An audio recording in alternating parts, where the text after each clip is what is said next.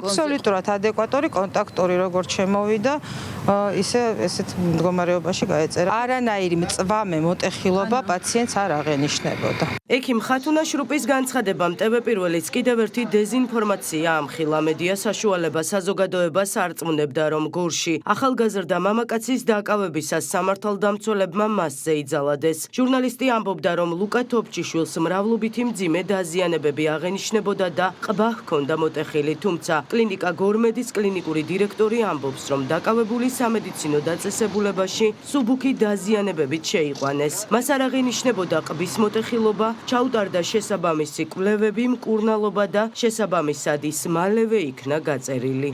შემოვიდა ჩვენთან პაციენტი, მსუბუქი ექსკორიაციები ჰქონდა სახეზე, ჩაუტარდა შესაბამისი კვლევები, დაწვა სტაციონარში, აბსოლუტურად სტაბილური, პროტოკოლის მიხედვით ჩაუტარდა ყველა სათანადო მკურნალობა და გაეწერა ჩვენგან დღეს.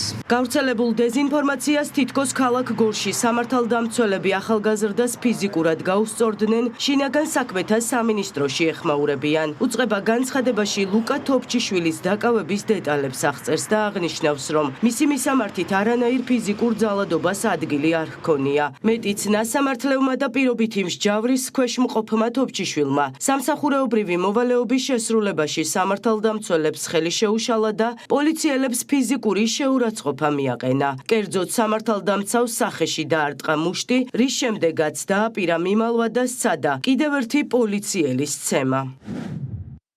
მიმდინარე წლის 3 იანვარს შინაგან საქმეთა სამინისტროს შიდა ქართლის პოლიციის დეპარტამენტის გორის რაიონული სამმართველოს თანამშრომლებმა არაფხიზელ მდგომარეობაში მყოფი მოქალაქე 2000 წელს დაბადებული პირი, რომელიც აგრესიულად იქცეოდა და დააზიანა მოქალაქის ავტომობილი, ადმინისტრაციული წესით დააკავეს. დაკავების პროცესში შემთხვევის ადგილზე მისმა თანხმლებმა პირმა 2005 წელს დაბადებულმა ნასამართლეულმა და პირობითი მსჯავრის ქვეშ მყოფმა ლუკა თოფჩიშვილმა სამსახურებრივი მოვალეობის შესრულებაში სამართალდამცველებს ხელი შეუშალა და პოლიციელებს ფიზიკური შეურაცხყოფა მიაყენა. კერძოდ სახეში დაარტყა მუშტი პოლიციელს, რის შემდეგაც დააპირა მიმალვა და სცადა მეორე პოლიციელის ცემა, რომელიც მას დაედევნა. თუმცა სამართალდამცველებმა ის სამსახურებრივი მოვალეობის შესრულების დროს სამართალდამცველის მიმართ ძალადობით განხორციელებული წინააღმდეგობის ფაქტზე სისხლის სამართლის კოდექსის 343 მუხლით დააკავეს. გავრცელებული ინფორმაცია იმის შესახებ, რომ თითქოს პოლიციელებმა ფიზიკურად იძალადეს ახალგაზრდა მამაკაცზე, არის ტყუილი და დეზინფორმაცია, რაც უწყებისა და თითოეული პოლიციელის მიზანმიმართულ დისკრედიტაციას ემსახურება.